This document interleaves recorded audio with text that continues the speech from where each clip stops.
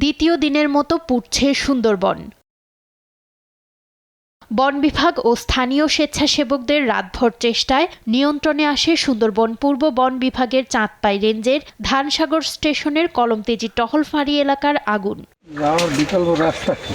রোববার সকাল 8:45টার দিকে আশেপাশের এলাকার অবস্থা দেখতে ড্রোন ওড়ায় বন বিভাগ। পরে একই রেঞ্জের গুলিশাখালী বন টহলফাঁড়ি এলাকার শাপলার বিলের গহীনে অন্তত 3টি স্পটে ধোঁয়ার কুণ্ডলী দেখা যায়। আমরা সুন্দরবনে কাজ করি, সুন্দরবনে গেছিলাম কালকে, আগুন লাগছে ধানসাগরে কলমতেজি, ওটা আজকে আলাদা নিয়ন্ত্রণ হয়েছে। তারপর নতুন আবার ধানসাগর থেকে আমার 22-23 শিলার মাঝখানে, নদীর জঙ্গলের মাঝখানে আবার নতুন করে আগুন লাগছে। ও জায়গা ফায়ার সার্ভিসের পাইপ টেপ নিতে আসে লোক এবং সাংবাদিক অনেক কিছু তারা গেছে। আমরা লাইন করে থুইয়া আসছি। আল্লাহ হাফেজ।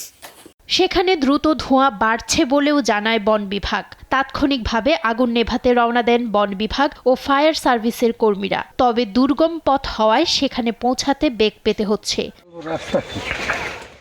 প্রথম দিনের আগুনে পুড়ে যায় প্রায় 3.5 একর বনভূমি। তাই আরও ক্ষয়ক্ষতি এড়াতে নতুন জায়গায় লাগা আগুন দ্রুত নিয়ন্ত্রণে আনতে হবে। নিউজ ডেস্ক, দেশ টিভি।